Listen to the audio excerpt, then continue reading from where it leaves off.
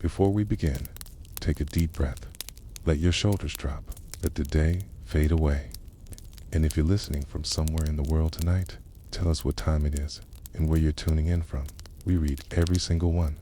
And if you enjoyed these quiet stories from forgotten corners of history, please subscribe and tap the bell so YouTube remembers to whisper you to sleep next time. Asterisk at the foot of the Alborz Mountains, where snow lingers year-round atop jagged Persian ridges, there once stood a fortress so remote that even birds hesitated to circle above it. Lamat, the eagle's nest, was not large, not rich, and not grand in the way of palaces or temples. Yet for nearly 2 centuries, it was one of the most feared places in the Islamic world. Its power was not in armies, but in individuals, and not just any individuals. Assassins, silent, clever, and terrifyingly patient. But before they were assassins, they were children. And that part of the story is often forgotten. You may picture them arriving by the dozen, escorted by robed figures on mountain paths, their faces still flushed with the fear of being taken from their homes. Some were orphans, others were offered by their families as tribute, and a few came of their own accord, curious, hungry, or angry. They were boys mostly, between the ages of 8 and 13. In rare cases, girls were taken too, though their stories often vanish like chalk in the rain inside the outer walls of Alamat. They were given clean robes, warm food, and beds of surprisingly soft wool. They were not beaten, starved, or screamed. Instead, they were spoken to with a strange, quiet affection, the kind that made one lean closer, trying to hear more. Their training did not begin with weapons. It began with listening. For weeks, sometimes months, the children were taught to observe the world around them in stillness. They were asked to count footsteps in the courtyard without looking, to guess the contents of a bowl by smell alone, to feel the presence of a person before seeing them. These early lessons were not framed as discipline or strategy, but as games. And children, of course, love games. By the 3rd month, each child had a mentor, an older youth who had once been in their shoes. They never introduced themselves with their real names. Instead, they spoke in riddles, in parables, in stories that never seemed to end. The older boys, and sometimes girls, would smile often. It was a rule. In fact, though, it was never called a rule. Smile before you speak. Smile while you wait. Smile when you strike dot. To smile, even in training, was to unsettle. Smile could conceal tension. A smile could become a mask.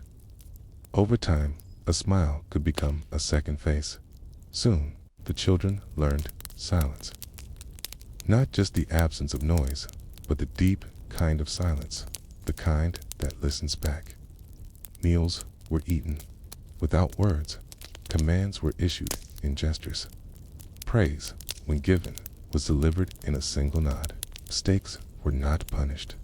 They were erased, quietly, almost invisibly. The fortress had no clocks, no visible timetables, yet every moment felt measured. A bell rang at dawn, not loudly, but just enough to stir one's heart from sleep. Another rang at midday, signaling the hour of language lessons. Arabic, Persian, Turkish, even Greek and Latin for the gifted. Some were taught to mimic dialects, Others learned to write in 6 different scripts. Still others memorized the Quran, not for prayer, but for disguise. As the children aged into youth, their world narrowed further. They were not permitted to leave the compound, though rumors of the garden often drifted between them. It was said to be hidden somewhere within Alamet, a place of impossible beauty. Rivers of honey, orchards that bore golden fruit, and women with voices like music. Those who were allowed into the garden returned, changed, quieter, sharper, more obedient. It was whispered that a boy could enter a coward and exit a martyr. Some scholars today believe that the garden was a manufactured myth, part of the brainwashing technique that Hazaniah Saba, the old man of the mountain, used to inspire loyalty. Others think it was real, a controlled environment filled with hashish-induced dreams, silk curtains, and perfumed hair. But no one can say for certain. The garden, like the assassins themselves, left no written traces. But long before they were given daggers, these young men were taught about death in other ways. They were asked to write the names of their family members on small slips of parchment, fold them, and burn them one by one, not as an act of anger, but of detachment. You no longer belong to them, a mentor would whisper. You belong to the mission. They learned that time was not a line, but a circle. And in that circle, there was no past and no future, only the mission, a whisper, a gesture, a purpose so deep it needed no name. Even breathing was to be intentional. You breathed only as much as the mission allowed. Timur, weapons training, when it began, was surprisingly gentle. Not at first with blades, but with posture. How to hold one's spine, how to keep the eyes soft, how to walk across pebbles without sound. Later came the knives, small, curved, always sharp, then poisons, bitter herbs, crushed insects, strange resins smeared on needles thinner than hair. But the blade was never the most dangerous weapon. The smile was, kill them while they feel safe. One mentor said, that is the gift we give the world. A painless death in the moment between trust and fear. And so they practiced their smiles in mirrors, in moonlight, in the stillness of an empty corridor. Some would laugh softly to themselves, trying to capture the perfect note of innocence. Others would study the expressions of market traders or traveling pilgrims, copying them like painters copying Brushrokes. At night, the children of Alamat rarely slept in the same place twice. They were taught to be comfortable on cold stone, in tree branches, or curled beneath beds. Comfort was the enemy. Comfort dulled awareness. By their 16th year, most had completed their first silent task, often nothing more than delivering a message or retrieving a package without being noticed. But even this, they were told, was a test of death. For to be seen was to die, to hesitate was to fail, and failure was removed. But here is a quiet detail that rarely makes it into the scrolls and legends. Some did not want to leave. Some begged to stay. Not out of fear, but because the silence had become a home. The stillness had shaped them. The mission was all they had left. And so they stayed as mentors, as gardeners, as scribes, as invisible pieces of a machine that moved through centuries without being seen. But why did they smile? Why teach a child to smile before killing? Was it strategy? Was it artifice? Was it something else? Something stranger, buried in the bones of a forgotten philosophy? Asterisk, the boy's name was removed from all records. That was the tradition. Act. Later generations of recruits at Alamat still whispered about him, the first to be sent beyond the mountains, not with a blade in hand, but with only a book. He had been chosen, not for his strength, nor even for his speed. It was his silence that set him apart, and his smile, so small, so sincere, that even the emir's guards once invited him to dinner while knowing nothing of the letter hidden in his robes. That mission, though simple in design, marked the evolution of Alamat's approach. Assassins were not only killers, they were message bearers, illusionists, agents of psychological war. The boy delivered his scroll, remained for 4 days inside the palace walls, and returned with no one noticing his presence. And when the emir opened the scroll, days later, it was not a threat or ultimatum he found. It was a poem, a Persian verse praising the stillness of the mountain, the inevitability of the falling leaf, the wisdom of letting go. But at the bottom, in a hand the emir had seen only once before during a long-ago negotiation, was the signature of Hazen-I Sabah. The emir died within a fortnight, not of a wound, not of poison, but of something stranger, a kind of slow retreat from life. He stopped speaking, he stopped eating, then finally, he simply lay down and stopped. The rumor spread across the region. It's the old man of the mountain could kill with a smile, with a letter, with a presence felt but never seen. And more importantly, his men could be anyone, a servant, a monk, a man selling walnuts by the gate, a boy offering figs. This terror, more than any sword or bow, became Alamet's greatest weapon. But for the young assassins inside the fortress, this reputation was not an honor. It was pressure. It was weight. They trained harder. They smiled longer. Their smiles were graded, not just on sincerity, but on purpose. Could the smile conceal fear? Could it disarm suspicion? Could it be held steady through pain? Why, one boy was made to hold his smile as a hot needle touched the back of his hand. If he flinched, he would lose a night's food. If he smiled too wide, the punishment doubled. The goal was control, not cruelty. The smile must never be forced. It had to feel like an extension of breath. Sometimes mentors whispered to their students late at night, if you smile with your mouth, they will know. If you smile with your teeth, they will fear. If you smile with your soul, they will love you and never see it coming. They practiced in pairs, sitting face to face in candlelight, mimicking expressions. One would act as a traveling merchant, the other a stranger asking the price of spice. Then they would reverse roles, over and over. Smiles that greeted, smiles that charmed, smiles that distracted. Asterisk. In the final phase of training, the students were sent to the lower villages for weeks, dressed as commoners. Their task, be invisible, be forgettable, be trusted. If anyone remembered them a week later, they failed. The girl, known in later notes as Layla of the Lime Tree, was said to have been the best. She spent 13 days in a merchant's house as a servant and left without being missed.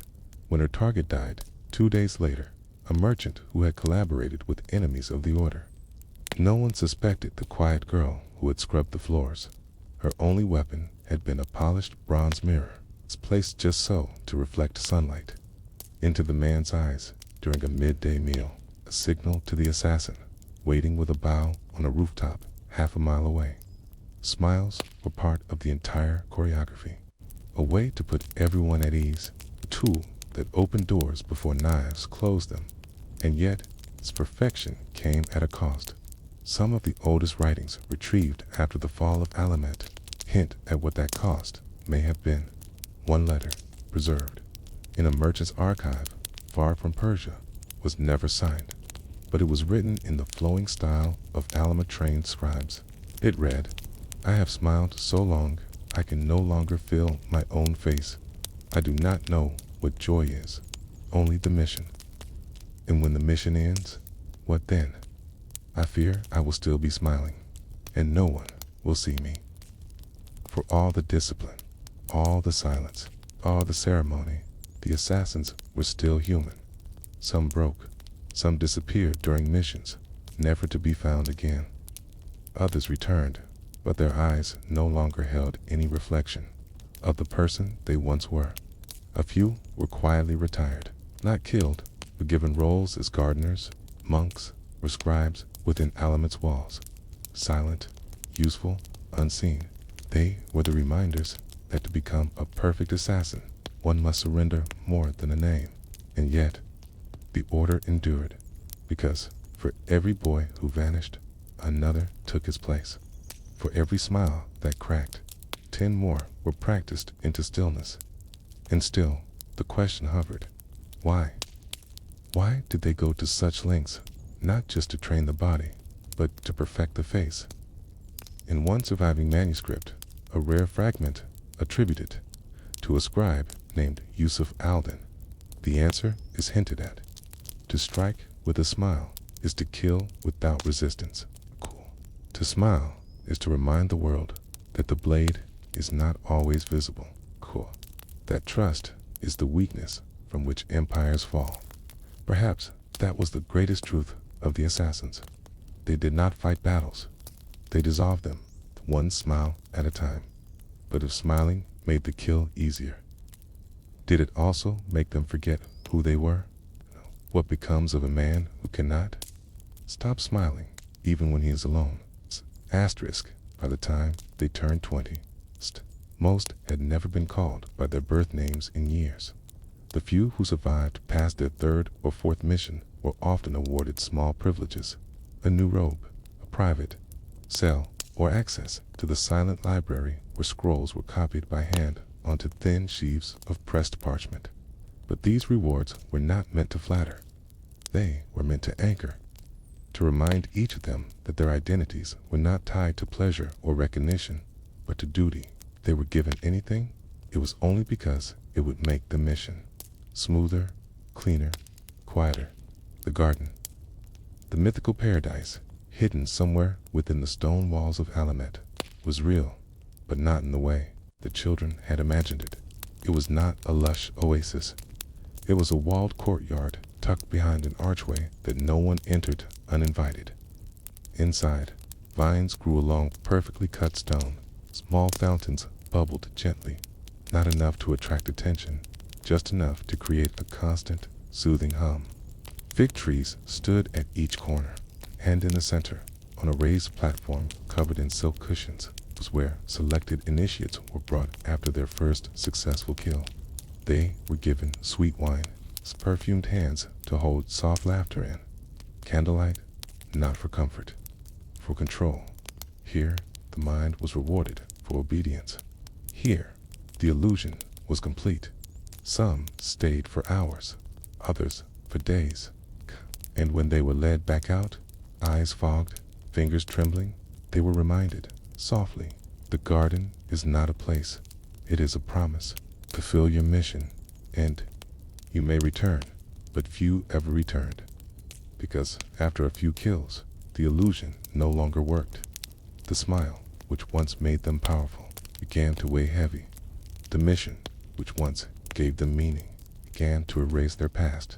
In 1192, the world outside Alamet changed forever when the most famous assassination attributed to the order was carried out. Conrad of Montferrat, newly crowned King of Jerusalem, was stabbed by two men in broad daylight while walking the streets of Tyre. Eyewitnesses said both attackers smiled wide, calm and gentle as they approached. Conrad reportedly mistook them for messengers. He even returned their smile. Then one man pulled him close, as if to whisper, and the other struck. The knives were hidden in their sleeves, dipped in bitter oil, designed not just to cut, but to sicken the blood. Conrad staggered, bleeding. The crowd was frozen, not out of fear of the violence, but of the expression on the faces of the attackers. They looked serene, as if nothing wrong had happened at all. Both assassins were captured immediately. They did not resist. They did not beg. They said nothing. They only smiled. For days, the jailers eventually hanged them in the square, but even in death, one of them was said to have a faint upward turn to his lips, a half smile, like an unfinished prayer. Europe was terrified. Letters flew between kings, barons, and popes. Who were these men? How could they strike in the open and feel nothing? Were they demons? Were they blessed? Were they even human? The word assassin entered the Western languages from this moment forward. It's derived from assassin, a term whispered through the Crusader states. It no longer meant simply a killer. It meant something colder, something strategic, something. Smiling, back in Alamet, this assassination was never celebrated loudly. The mission had been fulfilled. That was enough. But in the months after, changes began. New recruits were trained even younger, some as young as 6. The smile training was no longer poetic. It was mechanical. The mirror rooms were expanded. Roleplay became a daily ritual. Some students, it was said, lost the ability to frown entirely, and perhaps that was the point, to eliminate the ability to reflect, to erase hesitation. because a man who can only smile cannot remember how to mourn. But cracks began to show. One evening, a mentor known as Idris the Quiet went missing. His shoes were left at the edge of the garden. His robe hung folded by the reflecting pool. But no body was found. Some said he had finally let the weight of his own smile drag him into silence forever. Others whispered he had fled into the mountains, discarded the mission, removed the mask.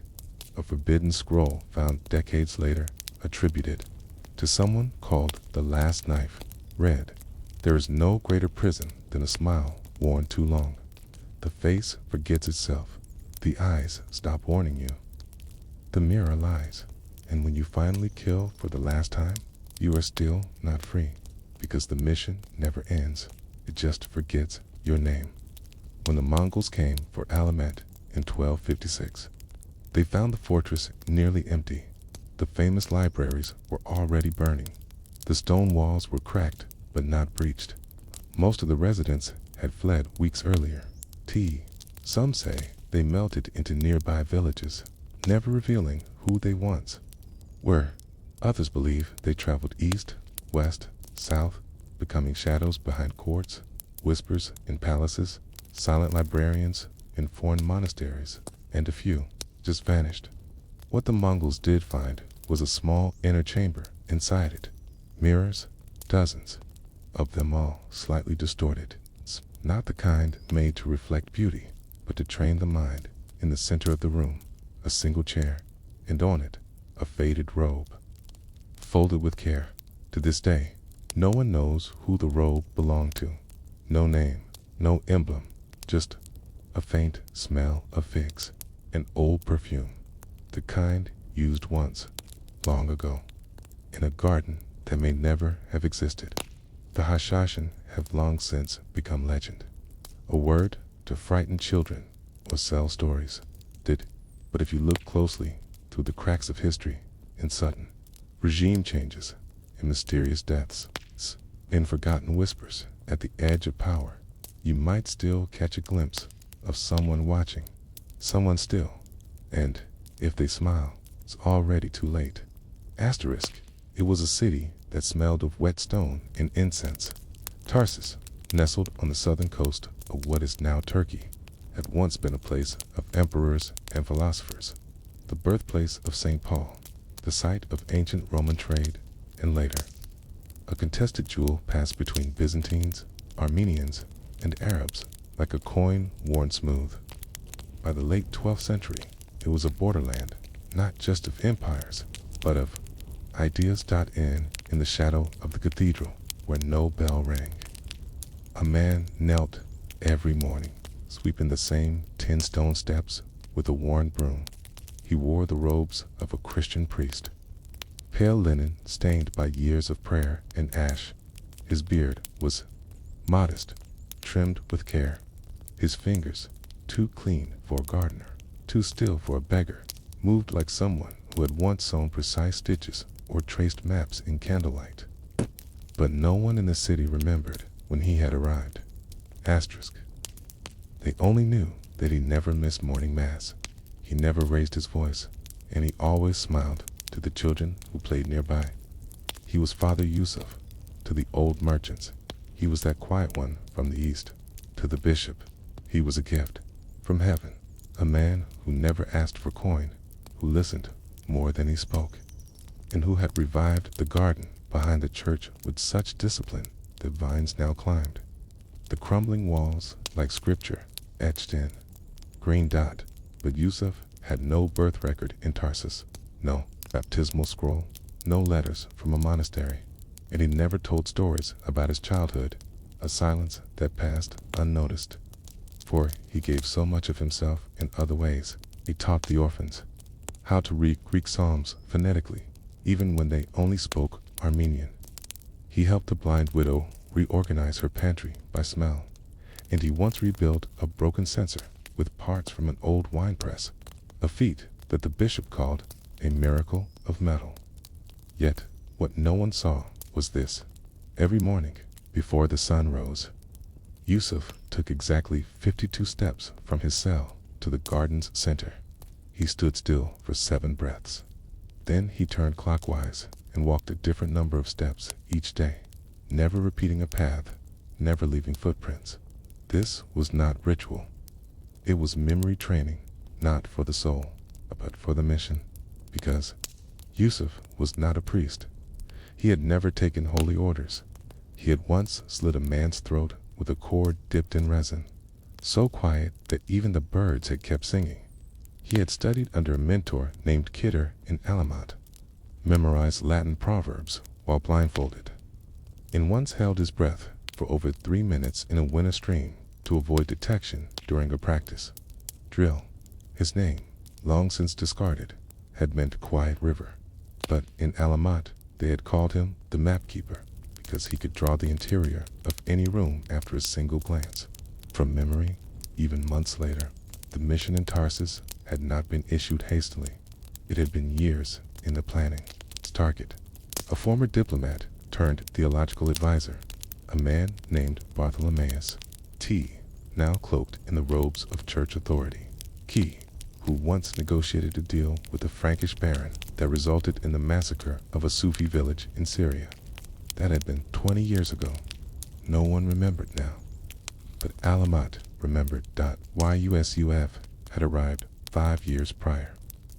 Not as a blade in the dark, but as a seed in the soil. His training had always emphasized one truth. Time is not your enemy. Identity is. The longer he remained, the more invisible he became. He did not hide. He existed too clearly, and so no one suspected. Bartholomeus lived 2 courtyards away, in a house with red shutters and a cat that never liked strangers. He was old now, heavy, graying, and he often coughed until his lips went blue. Still, he lectured on holy law. Still, he wrote scrolls for bishops and cardinals, advising on which heresies to crush, which rumors to ignore, which gospels to elevate. Yusuf never attended those lectures. He didn't need to. He heard everything from the boys who swept the halls. He had spent 5 years gathering every detail, which jug Bartholomeus drank from. How many steps it took him to reach his study, where the servant placed his slippers at. Dusk, what kind of oil was used in the door hinges. He waited, because the mission was not to kill, it was to watch, until the right moment revealed itself. And in the 5th year, that moment came. The city was in mourning. A child had died, not from disease, but from hunger. The bishop had refused alms to her family. The people muttered. The cathedral grew. Quieter Bartholomeus had written a harsh rebuttal, calling the poor undisciplined, blaming them for their own fates. His scroll was to be read aloud during the following week's sermon, and that was when Yusuf decided the mission had matured. He requested permission from the bishop to ring the old courtyard bell once more as a gesture of hope for the grieving. The bishop, flattered by his devotion, allowed it. What no one knew was that Yusuf had spent months repairing the bell tower, not to call the city, to create a path only he could access. He had moved bricks without anyone noticing. He had learned the pigeons' patterns. He had tested the rope's weight. On the morning the scroll was to be read aloud, Yusuf woke before dawn. He wore his priest's robe, tied with a simple sash. In one hand, he held a rolled parchment, not a blade, not a poison, but a scroll. It contained 3 names: the diplomats, the bishops, and his own. Underneath was written a single phrase in Persian: "Only one of us is still alive." He placed the scroll beneath the altar. He rang the bell, and he vanished. Some say he drowned in the river that day, slipping beneath the surface as easily as shadow. Others say he became a gardener again in Jerusalem, or perhaps Cyprus. Some say he returned to Alamat and became a mentor of silence. The bishop died 3 months later, reportedly from a fall down a staircase that had no railings. Bartholomeus died in his sleep a year after that. poisoned by wine gifted from a merchant who swore he'd never met the man before. But Yusuf, or whatever his name once was never seen again. And yet, in the cathedral garden, a strange plant began to grow in the shape of a spiral. No one had planted it. It twisted clockwise, always clockwise, and every morning the children still come to sweep the 10 stone steps, and they always smile. Asterisk when the scroll was discovered beneath the altar. It caused confusion more than fear. The language was foreign. The bishop, who found it 2 days after Yusuf's disappearance, had it translated privately. 3 names, no threats, no declarations. It's just a phrase. Only one of us is still alive. He had it burned, but things had already begun to unravel. The cathedral garden, once a place of calm and fruiting vines, began to feel strange.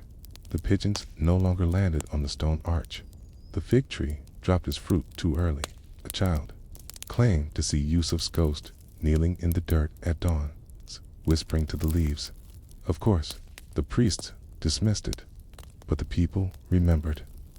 Not the warning, not the message on the scroll, but the man, the one who had smiled without needing to speak, the one who had taught them to read psalms even when their tongues were clumsy, the one who always knew when someone was hungry, cold, or lonely without ever asking. And just like that, the city began to whisper his name again. Why us, UF. Though no one could quite agree on where he came from, they could not forget him. And the strangest part, there were no drawings of him, no portraits, no carved likeness.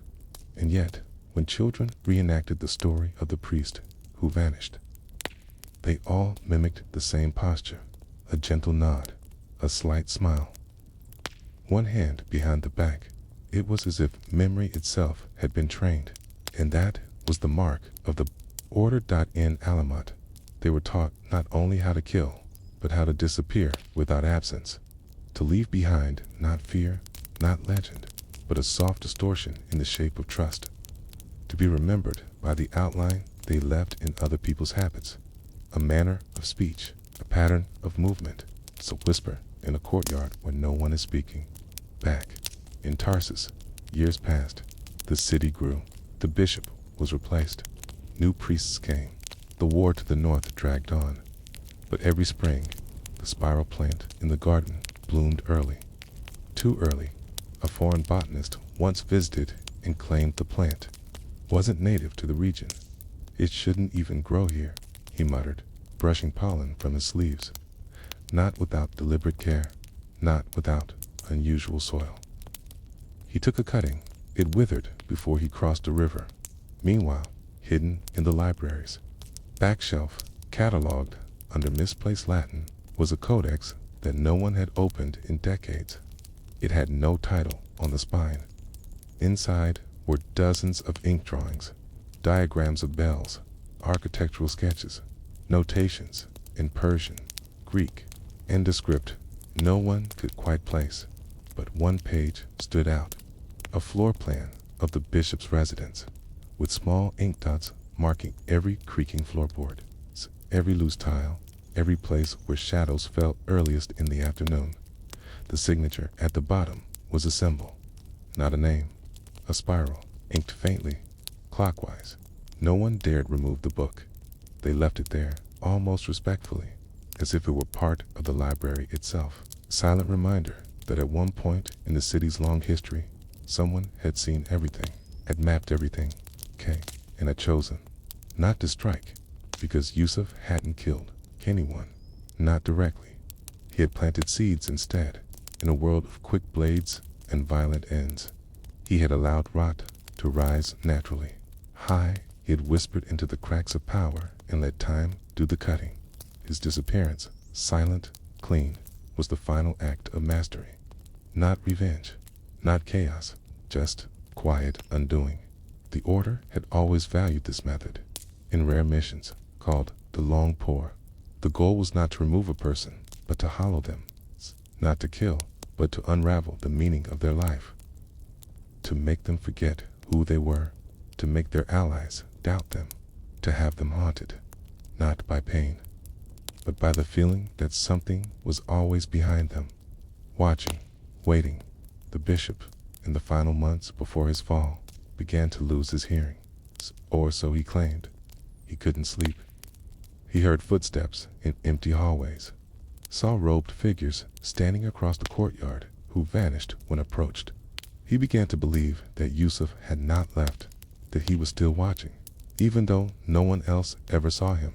When the bishop finally slipped on the staircase, landing head first on the cold tiles near the refectory, the city mourned, but not deeply.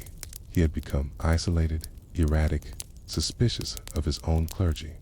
Some believed he had been cursed. Others said he had cursed himself by harming someone truly innocent. But Yusuf was never mentioned in the official records. His name, if it was a name at all, vanished again. And yet, something odd happened each spring afterward. Someone, no one knew who, would place a single sprig of thyme on the altar during the week of the bishop's death. No note, no prayer, just thyme, a symbol of remembrance.org. Of forgiveness? Was Yusuf offering a final absolution? Or was it someone else, a student, an observer, a copy of a copy, trained in the same silence? And if so, how many others lived like him? How many priests were not priests? How many scribes were not scribes?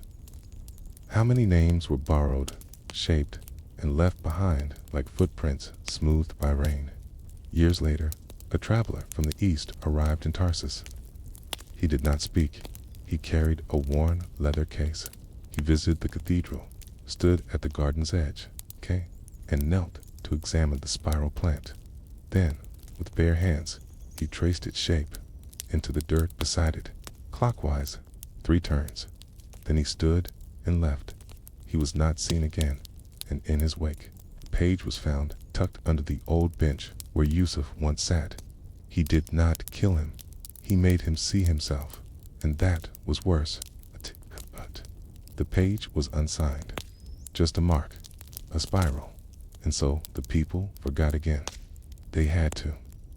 Life continued, but now and then, when the wind shifts across the stones of the courtyard, someone might pause, and for just a second, smile because they remember the man who watched without judging, who listened without speaking, smiled without fear.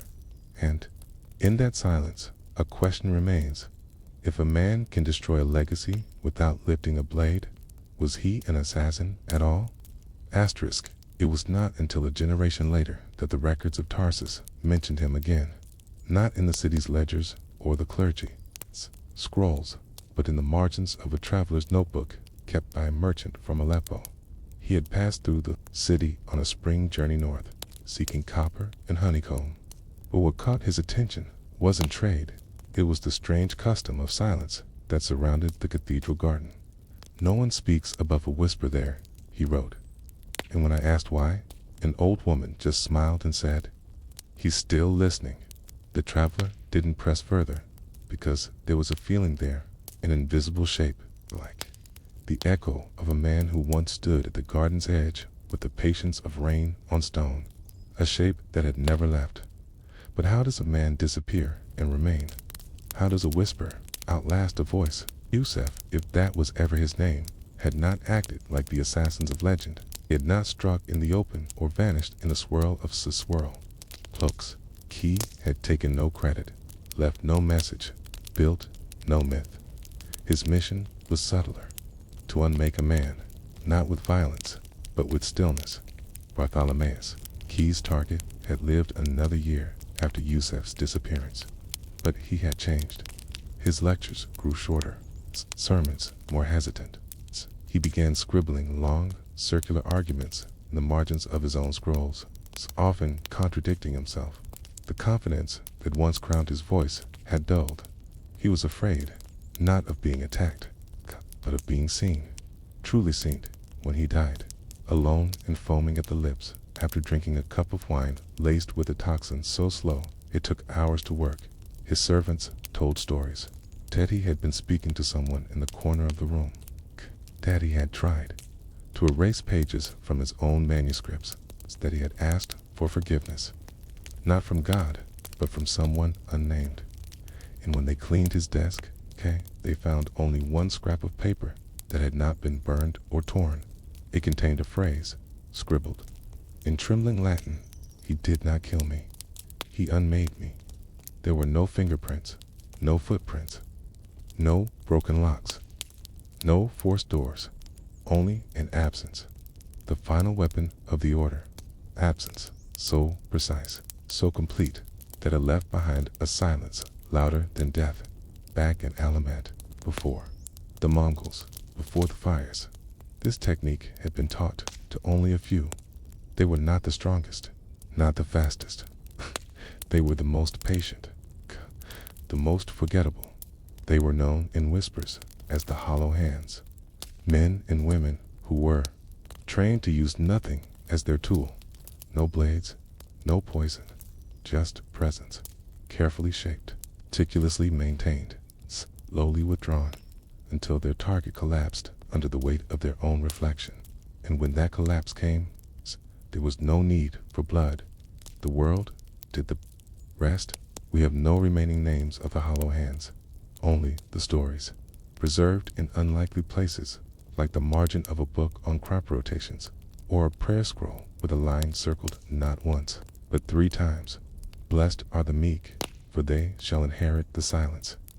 In Tarsus, the spiral plant stopped blooming after 30 years, not from drought or disease, but because no one tended it.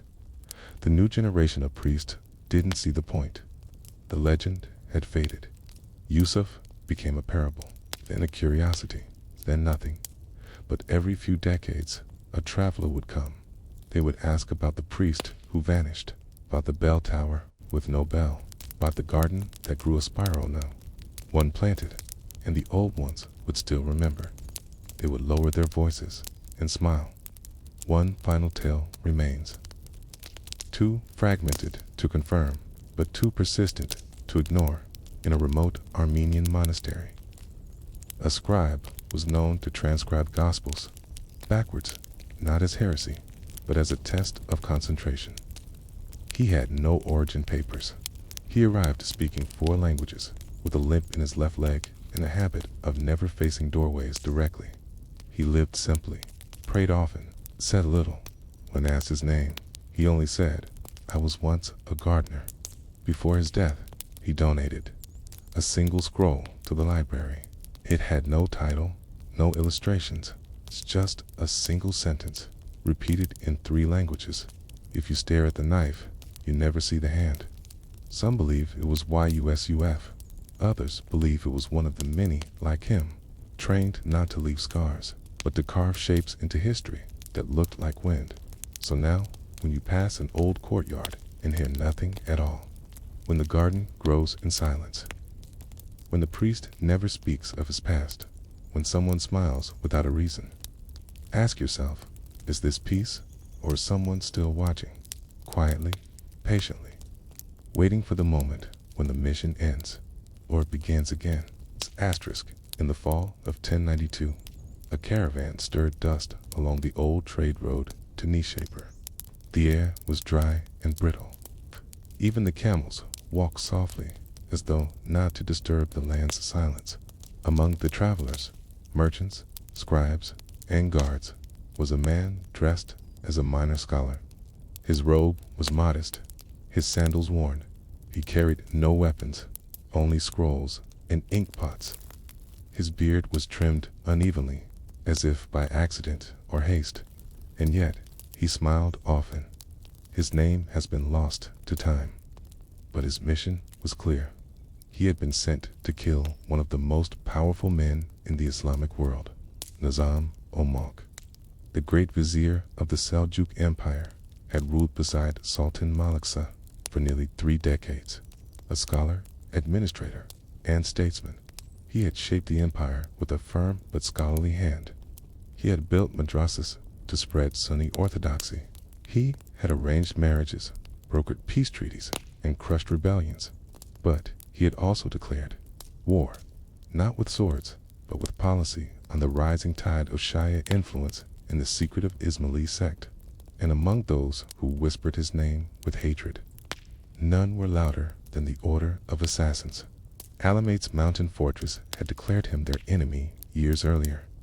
His face was drawn on parchment, his habits recorded in code, and his death approved not out of vengeance, but out of necessity. For years, they had tried to approach him, but his guards were too many, his routines too unpredictable. His mind, always sharp, always wary, made direct attack impossible. So they sent a man with no name, a man who had been trained not only in blades, but in rhythm. A man who had studied the pauses between breaths, who had practiced the curvature of footsteps in gravel, who knew how to fall without sound. He joined the caravan not as a killer, but as a companion. He told stories. He laughed quietly. He helped tie sleeping mats with perfect knots. He brewed tea for the older men when their joints grew stiff in the cold desert wind. And each night, when the fires burned low, he listened. He learned where Nizam al-Mulk's caravan would camp next. He learned the routines of the bodyguards. He learned the route to Isfahan had shifted slightly due to rumors of bandits, which made Nishaper the next stop. And he learned, most importantly, that the vizier often received petitions from scholars on the road. Alone. That was the opening. He would not approach with a dagger or a lie. He would approach with paper and a smile. Asterisk, on the morning of October 14th, 1092, the assassin rose before dawn. He knelt by the dry stream, scooped a handful of sand, and placed it gently into a pouch hidden within the folds of his robe. It was an old custom among the order, symbolic, but not meaningless. To carry sand in the mouth, figuratively, or otherwise, was to silence the self. The mission spoke, the self was silent. He walked the final mile into Nishaper, alone. Nizam al-Mulk was expected that day. Rumors had spread that he would receive requests for court appointments. The vizier, known for his love of learning, often entertained such requests from local scholars. The assassin presented himself at the outskirts of the city's caravanserai, bearing a modest document, a fabricated letter of recommendation from a minor religious leader, praising his knowledge of law and hadith. The guards barely looked at him. He bowed low. He smiled as he waited in the courtyard. Asterisk. And when Nizam al-Mulk emerged, tall and aging, his back curved slightly from years of study, the assassin met his eyes with calmness. He stepped forward, unrolling the petition. The vizier nodded and leaned in to read. It was then, in the breath, between that lean and the next word, that the assassin moved. Not with violence. Not yet. First, he released the pouch. A fine mist of sand, cast low and gently, rose between their faces. Brief, irritating, distracting, and in that flicker of confusion, the blade was already inside his hand. Small, curved, poisoned, one stroke. The neck, clean, deep. The vizier staggered. The guards reacted too late. By the time they drew their weapons, the assassin had already dropped to his knees, his hands open, his smile still intact. He said nothing, only tasted the sand, still clinging to his tongue. They cut him down where he knelt. He never resisted. He never blinked. The city erupted. The vizier's death sent tremors through the empire. Malik Shah wept at the news. His most trusted advisor, his mind, his memory, his anchor, was gone. In some cities, Sunni mobs attacked suspected Ismaili sympathizers. In others, loyalists to the vizier began burning books that carried even the faintest scent of unorthodoxy. The Sultan blamed the order, though they never claimed responsibility publicly. The timing was unmistakable. Nizam al-Mulk had been preparing new laws to restrict their movement. His death, only days before their implementation, was too precise to be coincidence. The assassin's body was never claimed. He had no family, no name, no past, but his method was studied. Other spies attempted the same sand distraction. Most failed, because it wasn't the sand, it was the stillness before the strike, the quiet, the patience, the smile. But the question lingered, why smile? What purpose did it serve in that final moment? Was it compassion, concealment, or was it the final reminder that the assassin's face would be the last thing the target ever saw? And that, in death, they would remember not terror, but a stranger's calm eyes and a mouth that curved as if to say, this is not personal. This is history. Asterisk, the guards dragged the assassin's body from the caravanserai courtyard before the crowd could gather. They didn't want a scene, but already whispers were stirring. Was it a fanatic? A madman? A rival? In their confusion, many overlooked the most curious part. The man hadn't shouted, hadn't pleaded, hadn't tried to run. He had smiled. He had smiled. Even after drawing blood from one of the most powerful men in the Islamic world. The body was taken behind the city's garrison, where it lay for hours. Soldiers debated what to do with it. Some said, burn it. Others wanted to hang it at the gates as a warning. But by sunset, the body was gone. No one admitted to moving it. No record was made. And so the assassin joined the long tradition of men who vanish even in death far to the west. In the fortress of Alamant, the news arrived by candlelight. A single writer carried the message on a folded scrap of linen. The words were brief. The librarian is no longer reading.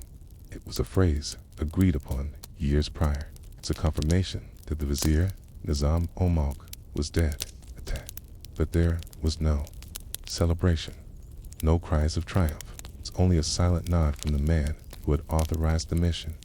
Hazanai Subba himself. He reportedly read the message twice.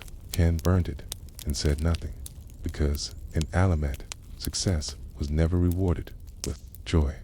Success only meant the next mission would come across the Seljuk Empire.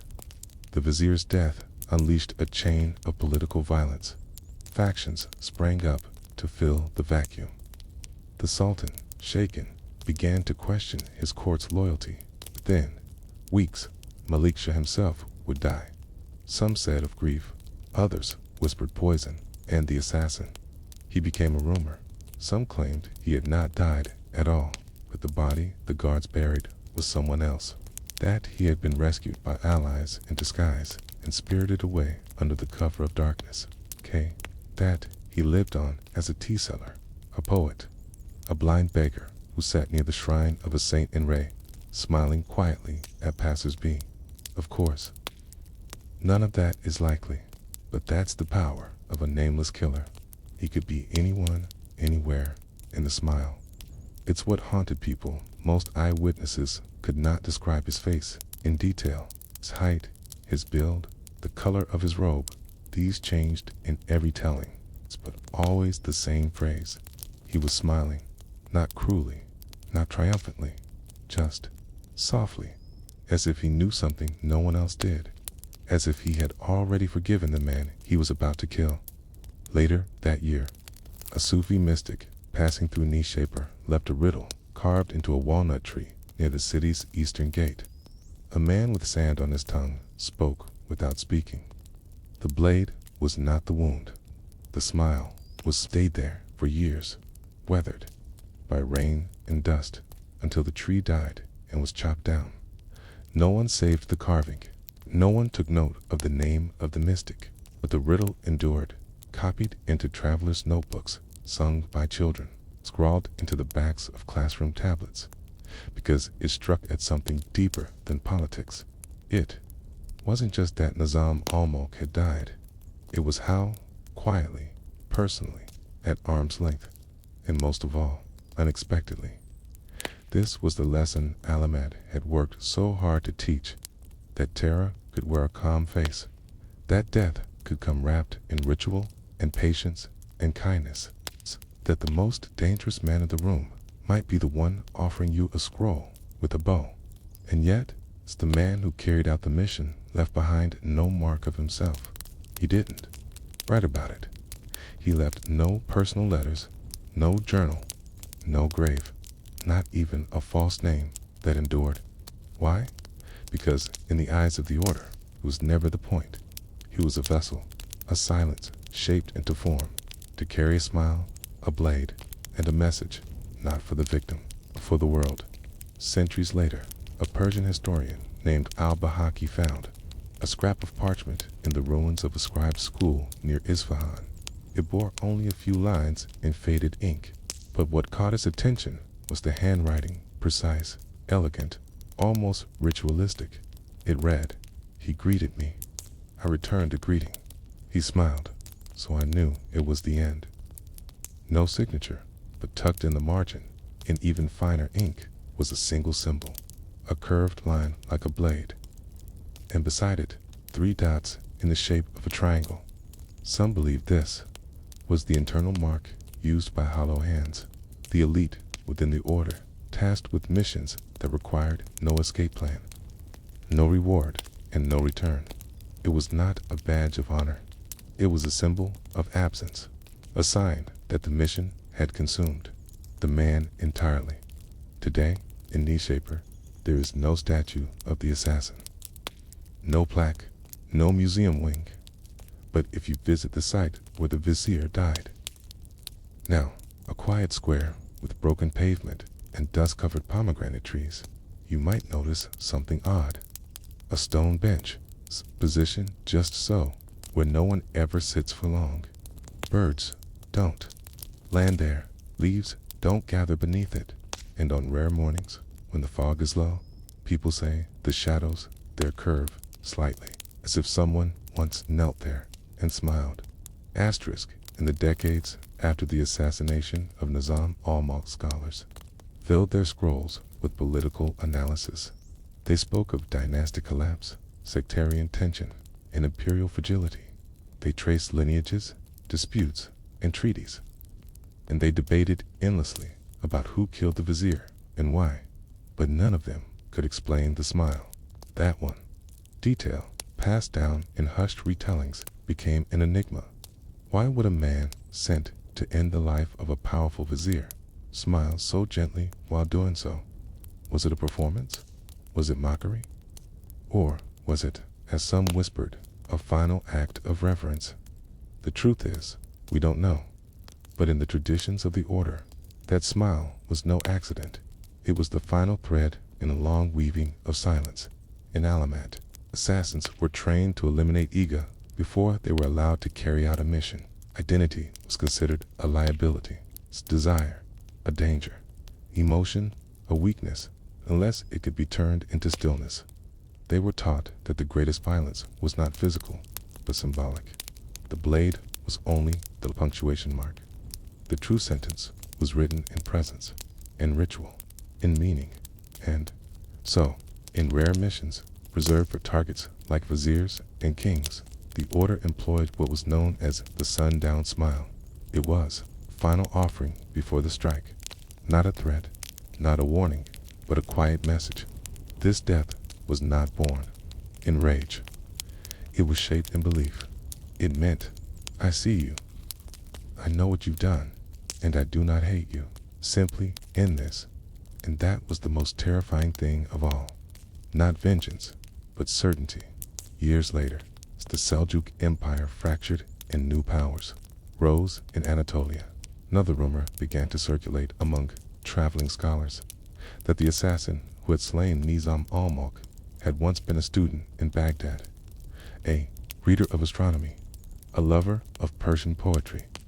They said he had been gentle, studious, unremarkable in every way except for his memory, which was perfect. He could recall entire pages after a single reading. He could hear a lecture once and recite it word for word weeks later. But during a riot sparked by a religious dispute, his family was caught in the crossfire, burned alive in their home, mistaken for sympathizers of a rival sect. He said nothing for weeks, then vanished, and 5 years later, Nizam al-Mulk died. No one ever proved this story, No name was attached, but it passed through caravans and madrasas like dry wind carrying the scent of Ashdod. Was it true, or just another attempt to humanize the faceless? We may never know, because the order did not keep obituaries. They kept silence. Asterisk. Still, traces of the assassin's method remained in unexpected places. A 12th century manuscript on veterinary medicine, for instance, contains a diagram of a camel's anatomy, and hidden within the drawing, in barely visible ink, is a curved blade tucked inside the outline of the stomach. Below it, caption: "The deepest wound is the one no one knows was made." And in a set of travel notes written by a merchant passing through Hamadan, a strange anecdote appears. At the bathhouse, an old man washed my back and asked me why birds never land on warm stone. I answered that perhaps it was comfort. He shook his head and said, "Because they know the heat remembers." Then he smiled and left before I could pay him. Was it the same man? Impossible. And yet, there was always someone. Always smiling, always quiet, always forgotten, until they were not. Centuries later, when the Mongols swept through Persia, they destroyed Alamat, burned its libraries, killed its keepers, erased its symbols. But among the ashes, they found something that did not burn. A set of small clay tablets like children's writing boards. Each bore a face, smiling. Each face was different, etched by hand. None were labeled. Historians believe they were training tools, practice for remembering expressions, exercises in subtlety. But one theory, whispered only by a few, suggests they were memorials, that for every assassin who died with a smile, a silent portrait was made, not to honor them, but to remember that they had once been real, once had eyes, hands, stillness, hands, stillness, to smile when the world ended, either theirs or someone else's. Today, the Vizier Nizam al-Mulk is remembered as a brilliant mind. His book, the Siyasatna, the Book of Government, still circulates among scholars, a guide for rulers, a mirror of political wisdom. But rarely do readers consider how it ended, how the hand that wrote it was stilled not by war, nor rebellion, but by a single man, with a scroll, a pouch of sand, and a smile in the knee-shaped square where it happened. Nothing marks the spot, but if you ever visit and sit quietly near the dust-swept steps where traders pass with their wares, you might notice how strangers pause briefly, how birds circle but never land, and how, now and then, a child walks past with a smile far too patient for their age. And you might wonder, how many missions are still unfolding? How many smiles are still being practiced in silence? And what does it mean to be remembered only by the way you looked at someone just before they died? Asterisk. The Palace of Aleppo in the year 1113 was not a single structure, but a city within a city. Its thick stone walls wrapped around courtyards and chambers, where mosaics glittered with colored glass, and sunlight filtered through latticework like golden dust. Peacocks wandered between the gardens, their steps careful on the tiled paths, and from the tower above the north gate, the guards could see the desert stretch out like parchment, dry, endless, and full of hidden eyes. The Emir of Aleppo, Ridwan ibn Tudish, had ruled longer than many expected. He was not beloved. He was not feared. He was tolerated, which, in the fragile politics of the Levant, was often enough. His rule had survived, not because of strength, but because of transactions. He bought loyalty with coin, married enemies into cousins, and made strange alliances when no one else would. One of those alliances was whispered, never written. He had, it was said, made peace with the Order of Assassins, a secret peace. The people of Aleppo called them the Pale Hand. Men, they did not wear uniforms. They did not carry flags. But when one appeared in the market, coin purse on belt, eyes scanning quietly, people stepped aside, not out of fear, but because the man did not belong. His hands were always pale, uncalloused, unscratched, a strange thing in a city where even the poets had ink stains on their thumbs. One such man arrived in the spring of that year with no name and no companions. He rented a small upper room in the soapsellers district. He never asked for news, never raised his voice, but he walked the city's paths daily, memorizing. His neighbors believed him to be a traveling scholar. He was not. He was watching the palace, specifically Southgate, and the men who came and went under cover of dusk. The emir had recently survived an assassination attempt, not by the order, but by his own cousin. Poisoned figs, delivered in a basket wrapped in red cloth. He had eaten one, fallen violently ill, but survived. The cousin was beheaded publicly, and since then, the emir had changed. He had grown quieter, paranoid, unstable, into the order. That made him dangerous. They had once counted on him for silence. He had turned a blind eye to their presence, occasionally even cooperating, whispering, of enemies he needed removed. In return, he had received peace, or the illusion of it. But now, intelligence suggested the emir was considering betrayal. He had begun meeting with a new advisor, a man with ties to Crusader knights. He had begun writing letters to Cairo and Damascus, asking about dealing with the snake in the mountains. It's an old euphemism for the order. This was not acceptable. The order did not punish betrayal with anger.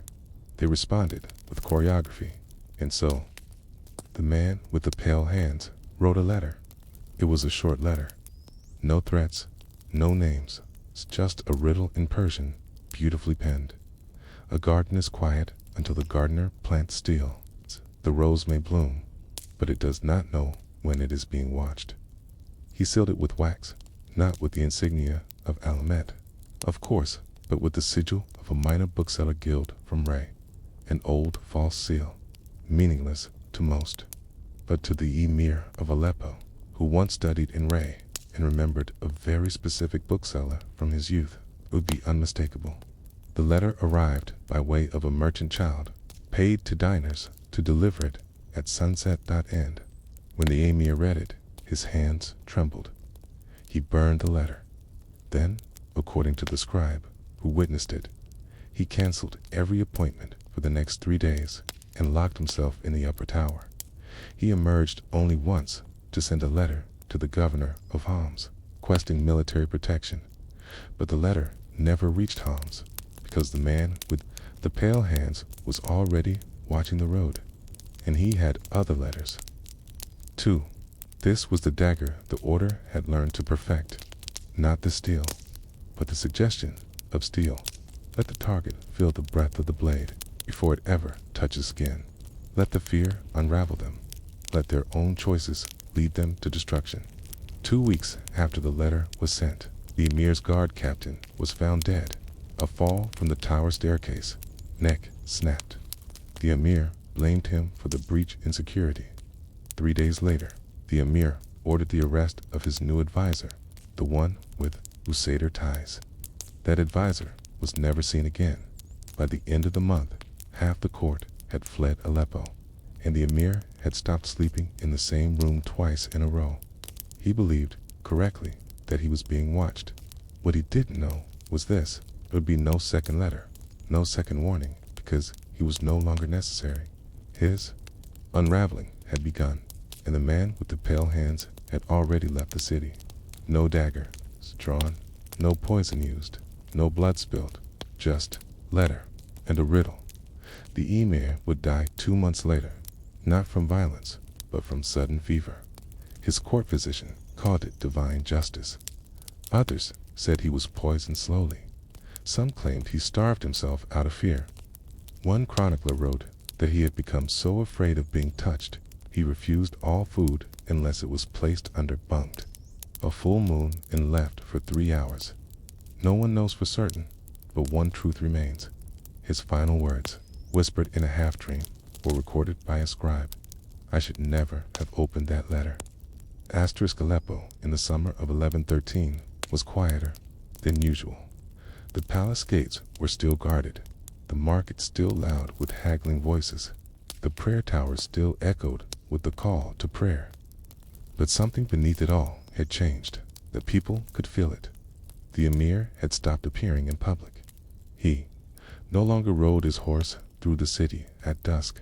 He no longer summoned the poets for late-night recitations.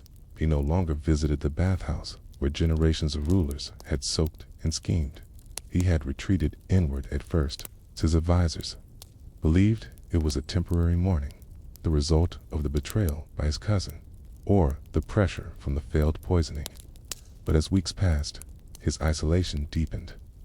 He shuffled ministers around, accused loyal men of treachery, and began sleeping during the day, while wandering the palace halls at night like a ghost. Some said he heard whispers. Others said he spoke to someone who wasn't there. But the most unsettling change was this. He began writing letters. Again, not orders, not decrees. Letters, always sealed, always carried away by his most trusted servants. Never copied, never archived. Some went to known figures, a general in Damascus, a merchant prince in Tripoli. Others went nowhere. Servants were seen leaving the palace with letters, only to wander aimlessly before returning, sometimes days later, with nothing in hand and no explanation. When questioned, they replied the same way. He told me to deliver it. I did, but no one ever saw the recipients. The palace scribes grew concerned. Then, alarmed, the emir had become obsessed with a specific phrase. They are already inside. No one knew what it meant, not even the advisors. Behind the walls of Elamet, such behavior was expected. The second phase of psychological collapse was well documented. It began with doubt, the target questioning their guards, their food, their visitors. Then came isolation, the refusal of companionship, the obsession with memory, and then the writings. The order called this phase the spilling, when the mind is unable to hold its own fear, begins to pour it out through ink. Most targets in this phase confessed secrets they never meant to. Some tried to bargain. Some attempted to destroy their own legacy, burning letters, expanding loyal circles, rewriting history before it could be written by others. The assassin's job was not to accelerate this, only to observe, to wait, to watch the collapse become irreversible. And in rare cases, such as this one, no further action was needed. The target would bury himself. 2 months after the letter arrived, the emir dismissed nearly half his court. He claimed they were listening to walls, replaced them with outsiders, men with no loyalty to the city, chosen seemingly at random. He moved his bedchamber every 3 days. He refused to eat unless the food was tasted by 3 separate testers, one of whom, a kitchen boy, was later found drowned in a water cistern. He installed a mirror in every room, but never looked directly into any of them. He stopped speaking his own name aloud, and he ordered that no one was to utter the word garden in his presence. No one knew why, but the word frightened him. There was one man in the palace who kept a record of these changes, a quiet court calligrapher named Ayub, who had once copied illuminated manuscripts for the emir's father. Ayub noticed the shift early. He began writing everything down, not for public record, but for himself. A private log hidden in the binding of a prayer book. He recorded the emir's routines, his mutterings, the strange phrases that appeared again and again in his speech. The paper is a mouth. They write in the dust. Even the silence has eyes. I saw him again today. He smiled. Hab never saw the smile, but he believed the emir did. Over and over. One night, the emir summoned Ayub to his chamber with an urgent request. He wanted a poem copied, not one of the classics, not Rumi, not Khayyam. It's a strange, short verse that he claimed had come to him in a dream. There is a door with no handle. There is a blade with no hilt. There is a man with no name, but he stands behind me. The emir whispered it aloud 3 times, then commanded it be copied onto parchment in gold ink. When Ijab asked where to send it, the emir replied, "It's not for them, it's for him." Then he waved Iyab away. The next morning, the emir did not rise from bed. His fever had returned by nightfall. He was gone. No wounds, no signs of struggle, just a still body, a half-finished scroll on his bedside table, a broken mirror leaning against the wall. The mirror was cracked in 3 places, perfectly evenly, as if marked with intention. After the funeral, Ajub vanished. His room was found empty, save for the prayer book with the hidden notes inside its final pages. He had written, "The man with the pale hands never came back. Pitta's letter never left." And beneath that, I think the emir died from reading it again and again, but it was never there. Historians have long debated the emir's downfall. Some say it was madness brought on by isolation and paranoia. Others say he was already sick before the letter arrived, but the records are clear. No dagger ever pierced his flesh. No poison was ever found. No intruder was ever caught. And yet, something killed him. Something slow, something certain, something that smiled. Asterisk, long after the emir's death, long after the garden vines had choked the palace arches and the throne room had become a silent hall of pigeons, a boy sweeping sand from the old marble steps found something strange wedged behind a cracked stone tile near the southern wall. It was thin, brittle with age, wrapped in rotting cloth and tied with a faded cord inside. A letter, unopened, unsealed, and blank. Not a word on the parchment. No mark, no ink, no signature. Just silence pressed into paper. The boy showed it to the imam, who set it aside as a scrap from a fallen beam. It was thrown into a chest and forgotten for years, till a visiting historian cataloged the artifacts of the collapsing palace. And that's when someone asked the question, why would someone hide a blank letter behind the wall of a palace already falling apart? No one ever solved the mystery, but those who knew the legend of the emir, who remembered the way he had withered, the things he had whispered in his final weeks, believed this. The letter was never meant to be sent. It was meant to be found, or not found, because in the philosophy of the order, absence could be louder than presence.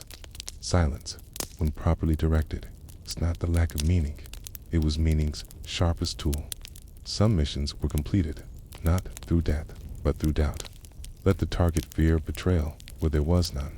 Let him see the blade in every reflection, the spy in every shadow, the handwriting in every smudge, until, eventually, the mind collapsed under the weight of possibilities. The man with the pale hands was never seen again. No court record, no bounty, no name, but 50 years later, a scribe copying manuscripts in Mosul wrote in the margin of a manuscript of the Siyasatna, the Book of Governance, by the very vizier who'd died decades earlier. It is said, one once killed an emir with a letter, but not by writing in it, only by letting the target imagine what might have been there. The mirror in the emir's final chamber remained cracked for years. Visitors to the old palace ruins, some pious, some curious, some with coins in their hands and time to waste, said they felt strange while standing near it. Some reported hearing breathing behind them. Others said the light from the broken glass made it look like someone was standing nearby, just out of frame. One child said he saw someone writing behind the mirror, though the space behind it was solid stone. A poet later carved a line into the broken fountain in the eastern garden. He was not killed. He was unwritten. All the documents recovered from the final days of the emir's rule, only one bears the signs of Alimat's influence, and even that is debated.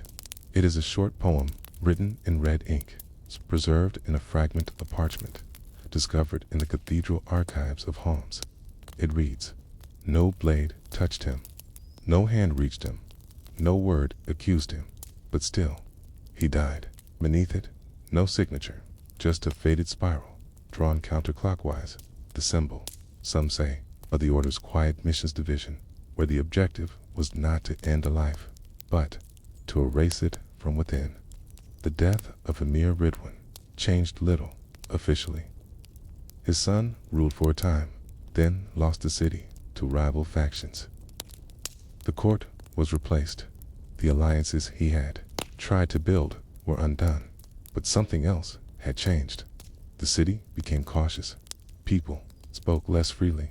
The phrase, "a letter from the mountain," became a euphemism for an unseen threat, a way of saying, "You are being watched, even if you see no one."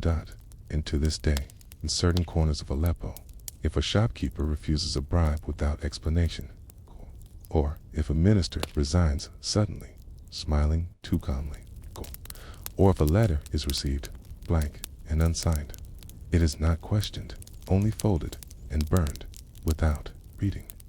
Because some messages are not meant to be read. Some are meant to be remembered, or feared, or both. And perhaps that was the true dagger the Emir never saw. Not the letter, not the riddle, not even the man, but the idea that death could come without being delivered. That sometimes the mission was not to kill, but simply to watch someone destroy himself with his own imagination. And in that watching, smile, asterisk, in the quiet heart of Balkh, long before the Mongols swept it into ash and memory, there stood a library whose stones smelled of ink. It was not the grandest in the Islamic world. That honor belonged to Baghdad's House of Wisdom, but it was beloved. It's tucked between a perfumery and a silversmith shop, its front courtyard shaded by a crooked fig tree whose roots lifted the paving stones as if searching for the words beneath them inside. Scholars in soft robes whispered over scrolls, their voices low, careful not to disturb the hush that hung between shelves like incense. The Balkh library had no guards. It didn't need them. Knowledge, after all, was not something easily stolen. But some of the readers weren't scholars. Some of them were listening, and one among them, a man with steady hands and no ink stains, sat every day at the same desk, never taking a single note. He was known as Safwan, though no one ever asked where he lived, or who his teacher had been, or why he spent hours reading legal records from distant provinces that no longer existed. He asked no questions, copied no passages, borrowed no volumes. Somehow, he remembered everything, and more than once, a visiting judge or cleric would find that a scroll they needed had just been returned by Safwan, as if he knew what they'd be looking for before they arrived. Asterisk, the head librarian, a sharp head woman named Bibi Karima, once said of him, "He reads like a physician checking for fever." Not to learn, to diagnose. She suspected, quietly, that he wasn't a scholar, but she never asked, because some silences don't need to be filled. Asterisk. What few knew was that Balkh's library sat at a crossroads, not of trade, but of information. Couriers from Herat, Nishaper, Ray, even Baghdad, all passed through. Some left scrolls for safekeeping. Others whispered legal decisions, political changes, or market shifts to scribes, who would record them under bland titles like inventory, decree, western step. But hidden in those scrolls were patterns. Patterns only someone like Safwan would see. He wasn't trained to kill. He was trained to read someone else's reason for dying in Alamat. Not all assassins carried knives. Some carried questions. They were taught to track corruption through the curve of a signature. To find betrayal in the change of phrasing in court decrees. To know a bribe had been made, not because someone confessed, but because the tax figures were too clean. These men and women were called Kodi Balsam, the scribes of poison. Their mission was not just to identify a target, but to build the case so thoroughly that the death would be quiet, justified, inevitable. Safwan had been one of them. He had been trained not in swordplay, but in structure. He knew how empires justified executions. He knew how debt led to silence. He knew how one misplaced word in a minor city's inheritance ruling could reveal a network of betrayal to provinces wide. And now, in bulk, he was watching one such pattern form. It began with a scroll. It arrived wrapped in plain cloth, tied with horsehair thread, an indication it had come by courier from the south, most likely Merv. It bore a seal that identified it as municipal records from the Casvin Purgation Bureau, a scroll so deeply dull that even the junior scribes refused to copy it. But Safwan read it and frowned, because numbers didn't make sense. The water levy listed was incorrect by 2 columns.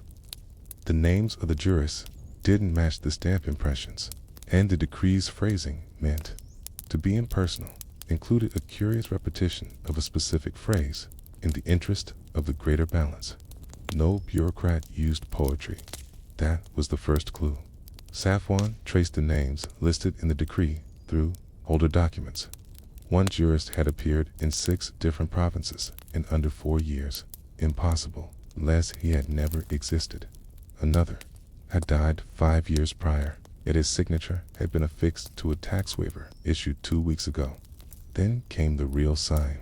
A request to replace the local judge in Casvin had been filed, not through the proper channel, but through an agricultural annex. It was subtle, but deliberate. Someone was laundering influence. Someone was removing loyal legal officials and replacing them with plants. And each time this happened, a decision was made to seize land, dissolve family holdings, or forgive ancient debts in favor of a single name. A miner, merchant, noble, recently elevated, with no known lineage, a name that had appeared before, once in a forgotten margin of a legal codex in Elamat. Safwan didn't write a report. He didn't need to. He memorized everything. And then, at dusk, he left the library for the first time in 3 years. He walked through the alley where the perfumers rinsed their jars, past the silversmith who always bowed too low, and into a shadowed courtyard where a single lantern flickered. There, he removed a ring from his finger. It was plain, brass, worn, but inside the band, barely visible, was a word in ancient script. Mutawaki, it's the one who signs. He placed it in a small bowl of oil beneath the lantern dot and walked away. The ring would be collected by nightfall, and within a month, a man from Casvin, the false noble, the silent replacement, the forger of judges, would be found face down in a bathhouse in Rayy. No marks, no wounds, but beside him, letter, folded, sealed, and inside, not a threat, not a confession, just a list, a quiet list of every name he had ever replaced, every judge removed, every family wronged. The last line, the scribe who never took notes, is taking your name. And back in bulk, Safwan never returned. To the library, his desk sat empty, but Bibi Karima did find a final scroll beneath it, wrapped in clean linen. It contained no assassination orders, no political manifestos, only one passage, repeated 3 times. The poison was never in the cup. The poison was in the record. Asterisk, and the record never forgets. Asterisk. Some poisons act quickly, others act slow, but the rarest kind leaves no trace on the body, only on the record. After Safwan vanished from bulk, Bibi Karima, the librarian, made no public announcement. She simply assigned another junior scribe to his desk, removed his name from the registry, and quietly watched the shelves. But she kept the final scroll he left behind, and in the weeks that followed, she began to notice odd patterns in the library's intake. Scrolls from Merv and Herat arrived sealed in a different hand. Same wax, same stamps, but the lines of the letters trembled in places that previously held firm. Legal codes were duplicated with tiny inconsistencies. City names were shortened. Border districts were renamed using dialects unfamiliar to the scribes. The rhythm of the empire's bureaucracy had shifted by half a step to most. These were clerical hiccups, but to Bibi Karima, They meant something was unraveling. She reached behind the loose panel in her desk, a space where few knew she kept what she called the ink ledger. It wasn't a catalog of titles or authors. It was a pattern log, Every document that had ever passed through Balk's library that made her suspicious had a mark, a symbol no one else recognized, scratched faintly in the margin. She found the mark in for new scrolls, and in two, a name appeared again, Asfer ibn Mariz, a name Safwan had once whispered in passing, not as a threat, but as a puzzle. He had called it a name that walks like a question. Asfer had once been a petty trade official on the Caspian border, a nobody with no record of family, no debts, no land. Suddenly, he had acquired property across 3 provinces, quietly, legally, through settlements written in flawless language and confirmed by seals from dead officials. How? Because the poison was in the paper at Alamant. Scribes of poison were taught to do more than read corruption. They were taught to mirror it, to write like the corrupted, to issue false decisions, indistinguishable from real ones, to correct grammar mistakes, to match a judge's handwriting, to turn truth and lie into matching twins, indistinguishable unless you knew where to shine the lantern. Safwan had once trained under a mentor known only as Ishrak, the Illuminator. He was said to have forged entire family trees, issued invisible pardons for the guilty, and once replaced a tax decree with such perfect mimicry that an entire village paid taxes to a ghost for 3 years before anyone noticed. His greatest lesson was this: ink can burn a city if you let it dry long enough. Safwan had remembered that, and Asfer ibn Mariz had become his final ink. Back in Balk, scrolls continued to arrive. One from Ray contained a list of land redistributions. Bibi Karima spotted a familiar symbol, a broken reed in the top right margin. She checked the ink ledger. It had appeared before. On a scroll Safwan had examined 6 months earlier. She unrolled both documents side by side. Identical language, identical spacing, identical misspelling of a minor village's name, different seal. She exhaled slowly. The pattern was repeating. Someone was copying poison, not spreading it, which meant the order had activated not just one reader, but several. And someone, possibly Asper, had started mimicking the order's own technique, not to fight them, but to weaponize it for himself. If true, that would mean one thing: an unauthorized scribe, a rogue, a man using the order's ink for personal power, and that was a death sentence. 2 months later, a fire broke out in a courthouse in Tabaristan. Not a large fire, just enough to blacken the archive room. When the ash was sifted, one scroll survived. A property grant got falsified. At the bottom, the name Asfer ibn Mariz appeared next to a signature that didn't match the handwriting above. The scroll had been dampened before the fire, a deliberate act. The message was clear: we see you. We have traced your hand. The ink no longer belongs to you. Asterisk. 3 nights after that, in the Portside Inn in Gorgon, a man was found in his bed, dead, without a wound. No broken skin, no fever, no struggle, just a folded parchment on his chest. Inside, a single feather, black, stiff, from a writing quill. The note beneath it read, "You signed too many names." No one reported the death because no one knew the man's real name, but the innkeeper later said he had signed the guest book as Asim ibn Harun, and the signature matched that of Asfer ibn Mariz. Bibi Karima closed the ink ledger. For years, Ki said nothing, but late in life, after her retirement, she agreed to a single interview. The visiting scholar from Nishaper. She was asked whether she believed the order truly had scribes that read as they killed. Her answer: "You're asking the wrong question. They didn't kill with ink. They killed with certainty. Ink was just the ghost that carried it forward." And to this day, in libraries across the former Seljuk world, Archivists speak of the scent of a forged scroll, not from the ink, but from the stillness, from the way the page makes you pause. Even if you don't know why, they call it Safwan's breath, a kind of weight in the parchment, a sense that someone already read it before you and judged. Asterisk. Some deaths happen in the body, others only in the record after the fall of Asfar ibn Mauriz.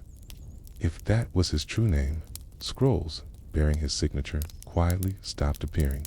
No edicts, no decrees, no more adjustments to land rights. His ghost vanished from the administrative trail as suddenly as it had arrived. But not all of his work could be undone. The forged records had already buried real families. Real names had been erased from inheritance trees. Children whose fathers had died, believing their property would pass to them, found the law no longer recognized their claim. A girl named Rahima, in a hill town outside Ray, watched soldiers confiscate her family's orchard based on a stamp her father had never seen. A judge in Tabriz was forced to rule against a merchant he had known since boyhood because a copy of a deed, stamped and sealed, appeared too perfect to refute. Even the truth could not overcome the rhythm of ink. That was the true damage, and it was irreversible. The order knew this. Safwan knew this. Even with Asfar gone, the damage his forged scrolls had inflicted would echo for years, perhaps decades, because the records were still there, still stamped, still housed in libraries where no one would question their form. So the mission was not over. It simply changed. It became about correction, but not through violence, through reading. Somewhere in the southern provinces, a man arrived at a monastery known for copying Quranic manuscripts. He asked for a position, not as a scribe, but as a reader.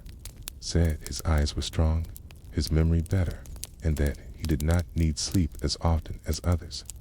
He was given a seat in the corner, where he reviewed scrolls destined for civic use, marriage registrations, property claims, apprenticeship contracts. Day after day, he marked no pages. He asked no questions, but once every few weeks, a scroll would disappear from the pile. No one noticed, but later, the libraries been for scraps and miscopied documents. That scroll would be found, its ink dissolved, its text too blurred to reuse. The librarian simply shook her head.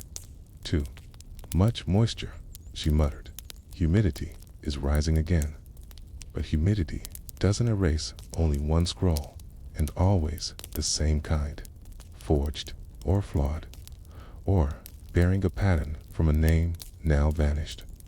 Meanwhile, in Bach, Bibi Karima prepared to leave her post. She was old now. Her hands shook, but her mind remained sharp. Before her departure, she penned one final entry in the ink ledger, the private archive she had kept for years in silence. Her handwriting, once crisp and slanted, had softened, but the entry was clear. The forger is gone, but the record remains infected. The next generation must read, not believe. Read and question the quiet. She closed the book, wrapped it in oilcloth, and placed it behind the third shelf, neath the lost scrolls from Herat. She didn't tell anyone where it was. She simply walked away. But years later, a junior scribe would find it, and when she opened the first page, she found a single sentence, written by a hand not Karima's, not Safwan's, another hand, delicate, measured. It read, "The last scroll is not the one you copy. It is the one you choose not to. Asterisk. We do not know what happened to Safwan. Some say he died in a quiet monastery, still reading. Others claim he returned to Alamat, only to disappear into the mountain stones.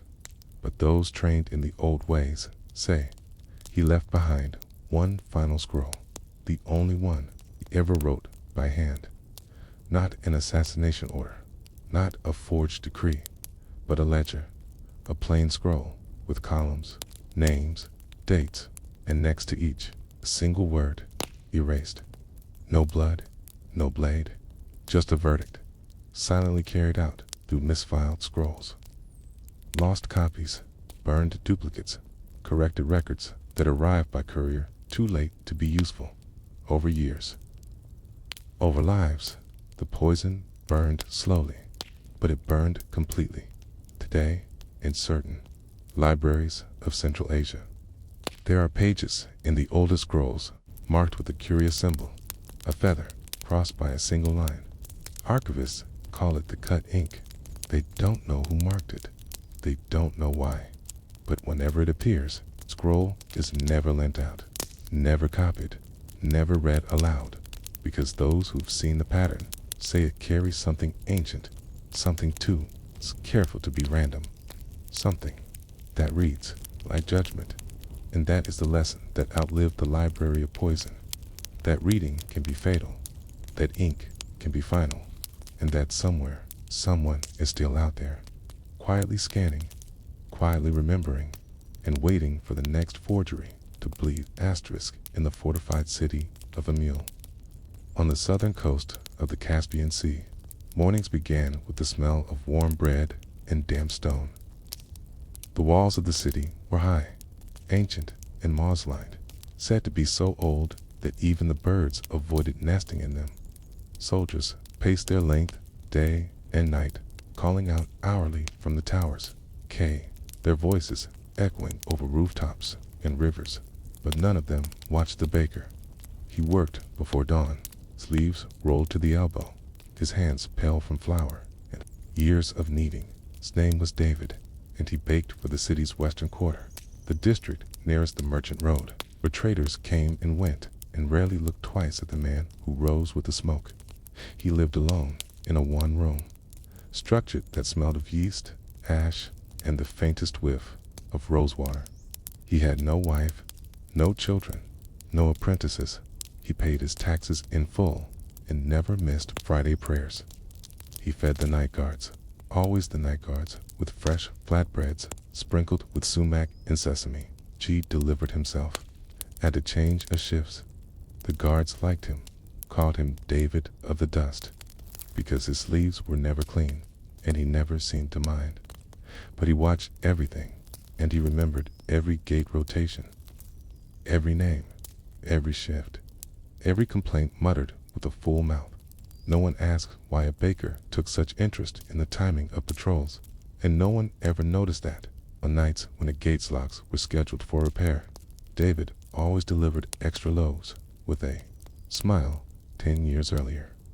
David had been someone else, not in name, in purpose.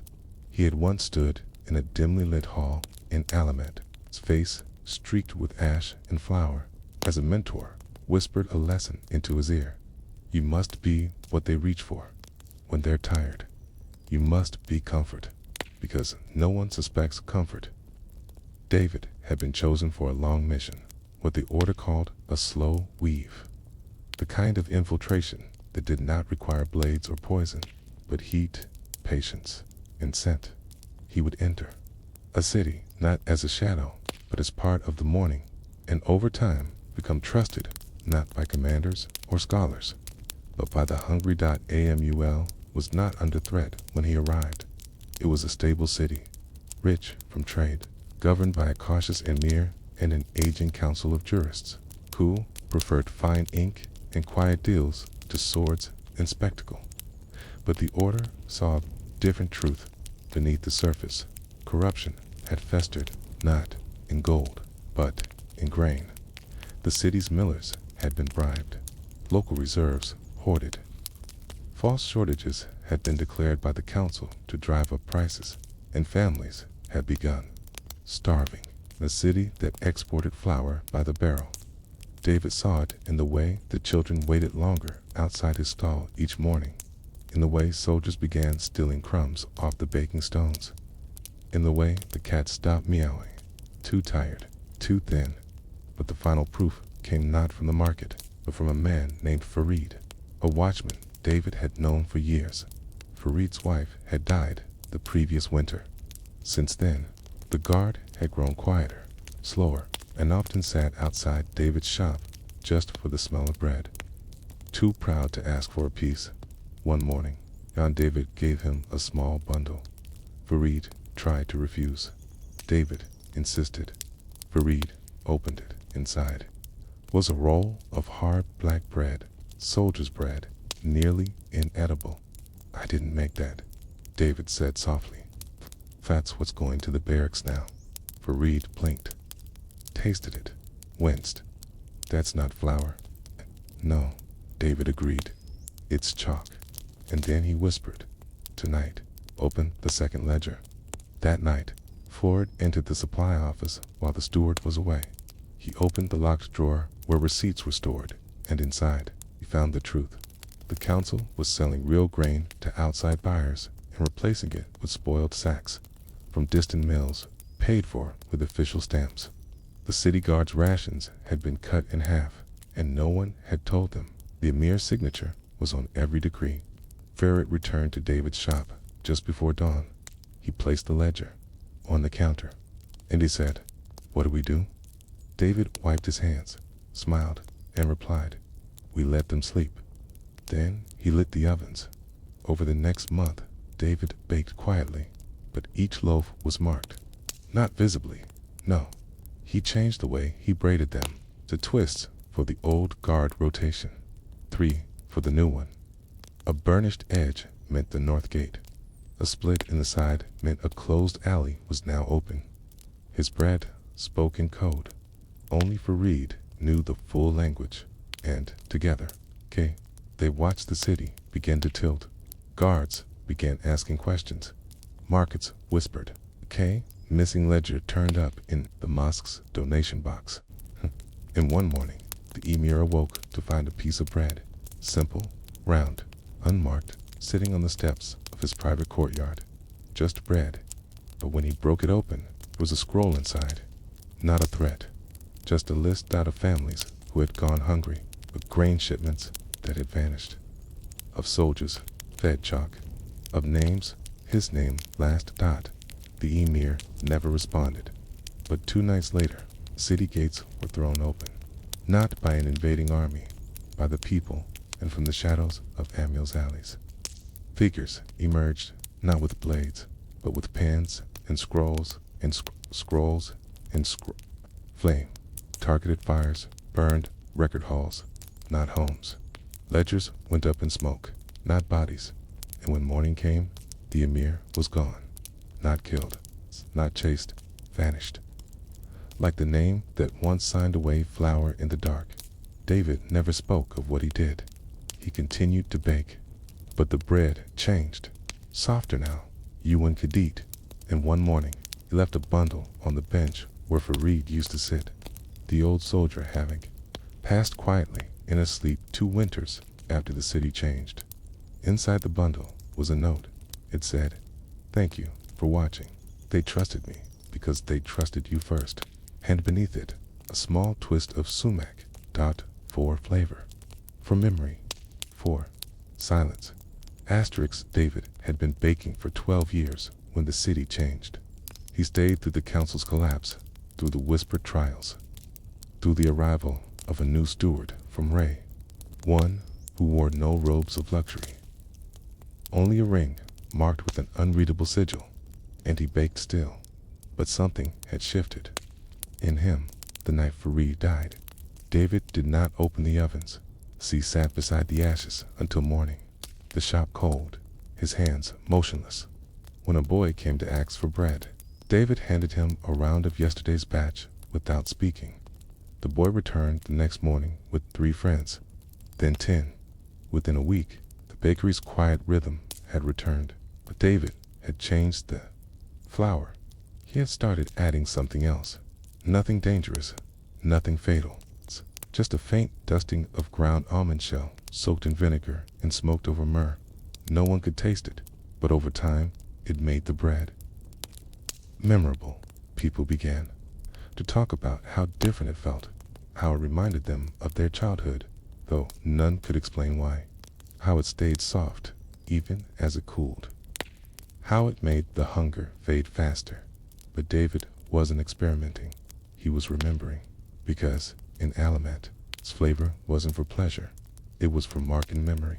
He had been taught a scent can survive the burning of 10 cities. A taste can carry a message farther than a bird. At night, David no longer slept on a cot. He rested on the oven bricks, where the warmth of the coals could lull him into something between rest and watchfulness. There, in the half-dark, he began to write again. Not publicly, not with ink, but with flour. He traced patterns on the work table each morning before the dough was rolled, old sigils, names of the fallen questions with no answer. When the wind came through the cracks in the window, it would carry the flour away, scattering it into the courtyard where stray cats watched him with half-lidded eyes. Sometimes, when he was sure no one could hear, he would whisper a name into the dough. Just one, then folded shut and baked the new steward of a mule. The quiet man from Ray came to see David 3 months into his tenure. He arrived with no guards, no caravan, dust on his cloak, and a ring of black stone on his finger. David offered him flatbread. The steward took it, broke it in half, smelled it, then said, "You used ash from the red leaf almond." David smiled. Softly, "I remember what my teacher taught." They sat for a long time. They did not mention the emir. They did not mention the ledger, fires, or the vanished records. But when the steward stood to leave, he said only one thing: "The city still remembers who it eats with. Be ready if it forgets again."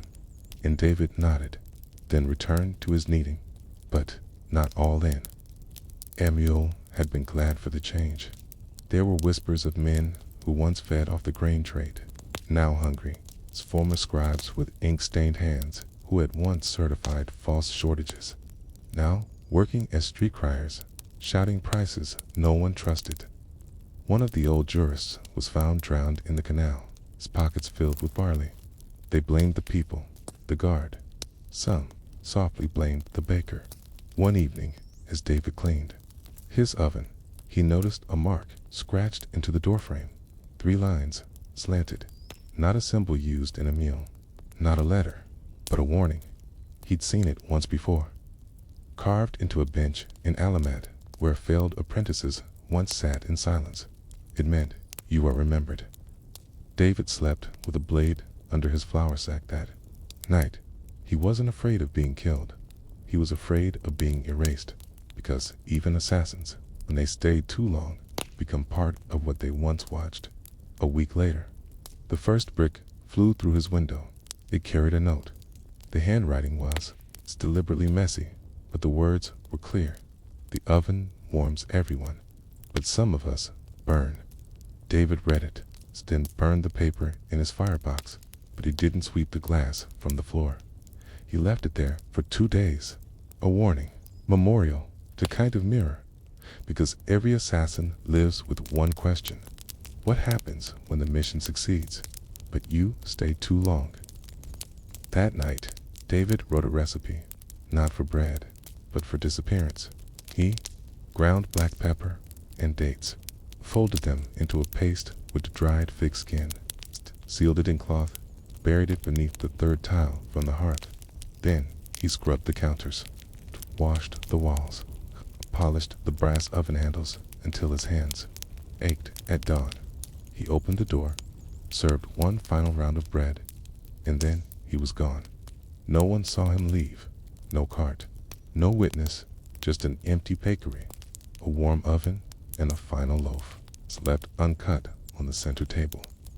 When one of the orphans from the market came to take it, he found a note inside, written on clean paper, folded into the softest part of the crumb. "You won't remember me, but you'll remember what fed you when the city was cruel. That is enough." No name, just a spiral made of sesame seeds, pressed into the crust. Still warm, asterisk. David's bakery stood empty for 3 days. The windows were boarded, the oven cold, the counters swept bare. Some thought he had gone to visit a relative. Others said he had grown sick, but no one found him. Not at the mosque. Not in the western quarter. Not even in the garden alley where he used to sit with Fair ID. By the end of the week, the smell of Bread was gone from the street, and that, more than anything, made people notice. A merchant named Walid tried to open a stall in the same shop. He had the tools, the flour. He even borrowed the old recipe books David had once kept tucked under the stone ledge. But his bread didn't taste right. It was too dry, too light, it's too loud in the mouth. It's missing something, the children said. They didn't. Noah, they only knew it didn't feel like safety. Walid lasted 2 weeks. Then he left a note. I sell bread, but no one eats it. He returned to the southern market and never came back. But the bakery didn't remain. It's closed forever. Because one morning, quiet, windless, and cool, the door was found ajar. Inside, the oven was warm again. No one saw who lit it, but there were 3 fresh loaves on the stone counter, still steaming, round, flat, and dusted in flour. One with sumac, one with thyme. One plain, no payment box, no sign, just a note folded beneath the smallest loaf. You will not know my name, but the warmth is the same. From that day forward, the bakery was never owned again. There was no merchant, no clerk, no steward, only bread fresh each morning. It's gone by midday. The people began calling it the old oven because its warmth never lied, because its silence never wavered, because it fed those who remembered and those who did not. The children told stories that David still lived in the walls, that he came at night, invisible, to knead and bake and leave before sunrise, that the spiral in the crust of the first loaf was a symbol that meant something, maybe protection, maybe danger, maybe both. Some believed the bread had memory, that if you ate it slowly, eyes closed, you'd see what the city had once been. You'd remember a face you had forgotten, or smell the river the way it used to run, before the dam changed it. Others said if you whispered a name into the oven's mouth before dawn, the person would dream of you that night, even if they were far away. No one proved it, but no one dared test it twice. And then, 1 year after David vanished, a letter arrived, folded in oilskin, no address, delivered by a blind traveler who said only, "This is for the flame." Inside was a scroll, written in a script few could read, Persian, inked by hand, but curved with strange rhythms. The steward from Ray was summoned. He read it once, twice, then burned it in the firebox of the bakery without saying a word. Before he left, he took 1 loaf and placed it in a cloth, not to eat, but to keep. Asterisk. No one ever learned what the scroll said, but after that day, Council of Amiens changed again. A new tax law was issued, one that exempted bakers from levy. A record was quietly sealed, an archive of grain ledgers from a decade earlier, stamped not for reproduction. And beneath the bakery's oven, a new stone was laid, small, unmarked, except for a spiral, pressed in brass, warmed slightly from within. And so, the years passed. The bakery never closed. The bread never ran out. And the city remembered, not in songs, not in statues, but in the act of rising early, waiting in silence, and holding a warm loaf with both hands. The children still call it magic. The old call it memory. And some, those who know what the spiral means, call it what it truly was, the last mission, not to kill, not to burn, but to remind a city how to feed itself again. Asterisk. In the city of Hilla, where the Euphrates splits and slows as if hesitating to pass, there once lived a girl named Lamis who sold ink by the vile dot. She sat beneath a faded awning each morning, her knees tucked under her, her hands stained violet from spilled pigment. The potters called her the violet seller. The guards called her ink child. The scribes, the ones who knew better, never called her anything at all because they had learned to watch her hair instead. It was always braided tightly, left shoulder, never right, and always with a knot at the crown. Small, discreet, tucked beneath a dyed silk scarf.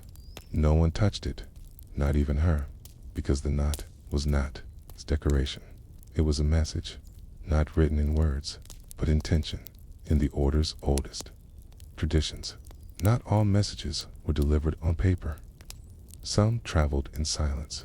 In the arch of a brow was the weight of a coin, the burn of a seal. But the rarest were sent in hair, twisted and tied by fingers trained to hold memory. Knots that could indicate time, location, danger, or instruction, coded into sequence, shape, and pressure. Lami's had been trained since she was 9 by her mother, and her mother before that. No one knew the name of the village where Lami's was born. It had been swallowed by flood, or war, or silence, alone.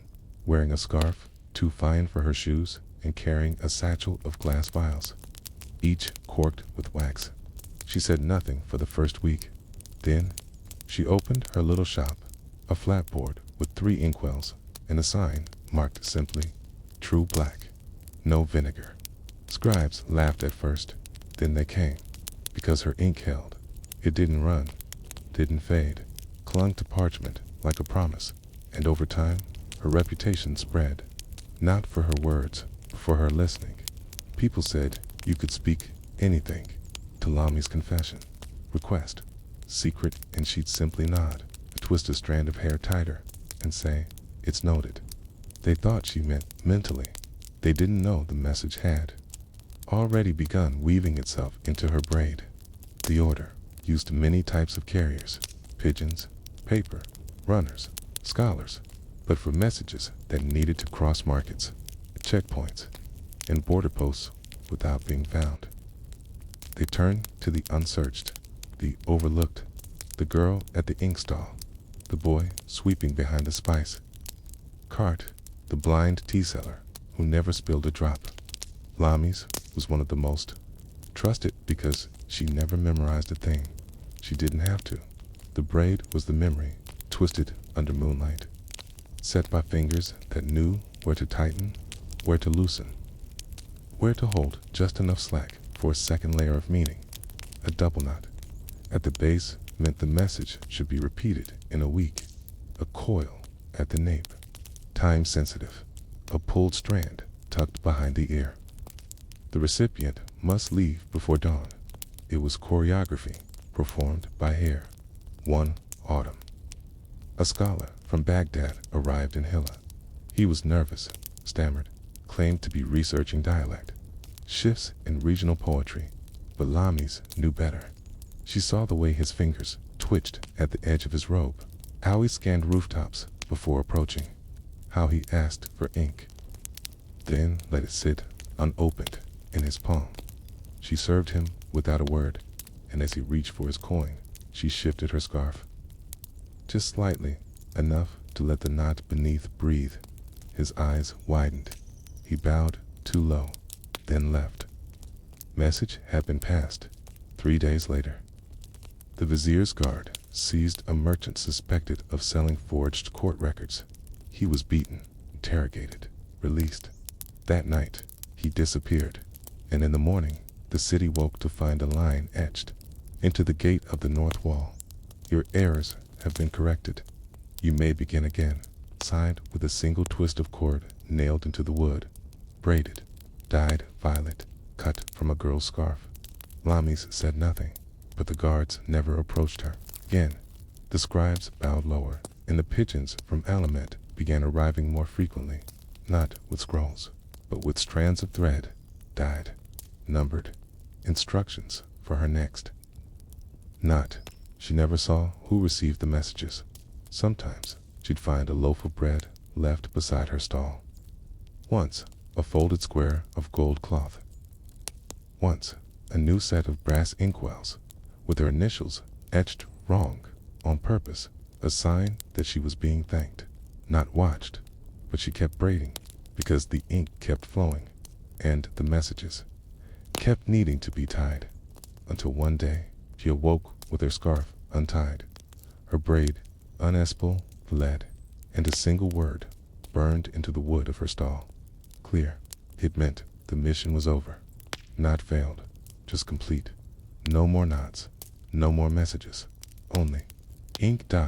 And so, for the first time in years, she braided her hair for herself. Not tight, not coated, just loose, simple. And when the scholar from Baghdad returned a year later with no stammer, no twitch, and no papers in hand, he found her stall empty, but on the board, written in perfect violet ink, was one final line. I remembered what you couldn't say. So now you may speak freely. No name, no braid, just the scent of ink, still fresh. Asterisk. After Lami's left Hilla, her absence was noticed only in the smallest of ways. The ink sold at the market, no longer held on parchment.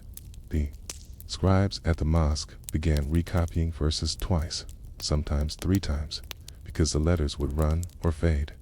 The guards stopped finding strange little braids tied to their gateposts. The baker in the western alley no longer found coins tucked under his tray at dawn.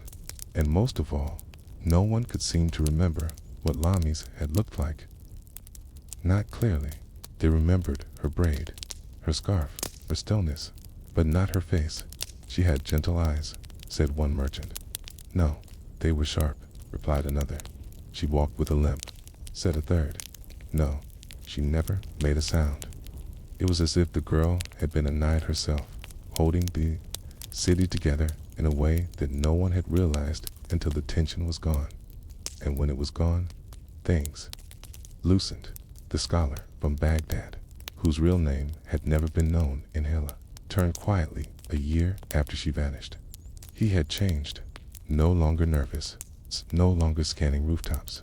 He wore the clothes of a pilgrim now, soft, clean, deliberately unremarkable, and under his belt was a single scroll, not INKED, braided, a message not meant to be read, but to be felt. Each twist and fold carried a layer of information: the location of a border dispute, the name of a minor judge with a false seal, the schedule of caravans passing through Tikrit with double manifests. It had all come from her. One braid, worn for 6 weeks, untied in a safe house near Alamat, decoded by touch, not sight. The scholar had delivered it, and now, with that mission long behind him, he came not to collect, but to return.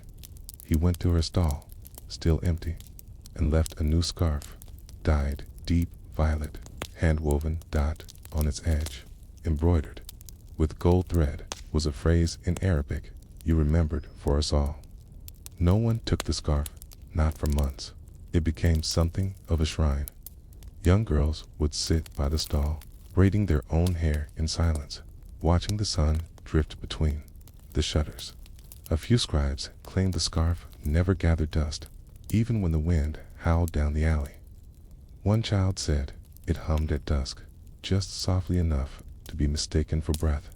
Eventually, the scarf disappeared. No one saw who took it, but several months later, in the mountains east of Ray, a woman was seen walking the trade road with a basket of dried herbs. Her hair was braided loosely, not for code, but for rhythm. On her wrist was wrapped a strip of violet silk. She sold to no one, stayed in no inns, but the border guards let her pass without question. One even saluted, and she smiled. The technique Lami's used, not in coding, was not widespread. It required both training and trust.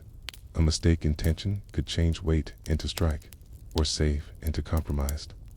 Only a few within the order ever mastered it, and of those, fewer still stayed long enough in one city to change the rhythm of a place the way she had in Hilla long after her departure. Street children began braiding each other's hair in pairs, not for beauty, but for memory. They'd whisper to one another, 1 twist for truth, 2 for danger, 3 to stay quiet. It became a kind of game, but behind it, something older pulsed. A recognition that meaning can live in silence. The hands are careful, and that remembrance, true remembrance, can be carried not in books or ink, but in the tension of a single thread. Years later, an older woman arrived at the ink market. She was not recognized. She had silver in her hair now, and she walked with a soft stiffness in her step. She asked for no stall, offered no wares. She simply sat beneath a canopy, opened a small box, and laid out 3 combs and a folded scarf. Violet, fraying slightly at the edge. She said nothing, but within the week, 2 girls began sitting beside her, offering to braid hair for free. Within the month, 5 more joined. None charged. None spoke of why. They simply offered stillness, and when asked where they learned, they would only reply, from someone who remembered. For the rest of us, what no one knew, what no one ever asked, was where Lamis had gone after Hilla. The truth is, she didn't leave. Not completely. She became part of the rhythm of how messages moved, of how silence held weight, of how the act of watching could be a form of protection, even after the watcher was gone. And to those who still carry scrolls across cities, who still work in kitchens, in temples, and at border posts, her name is still whispered, not as legend, but as a method, a way of surviving, a way of seeing, a way of remembering, so that others don't have to.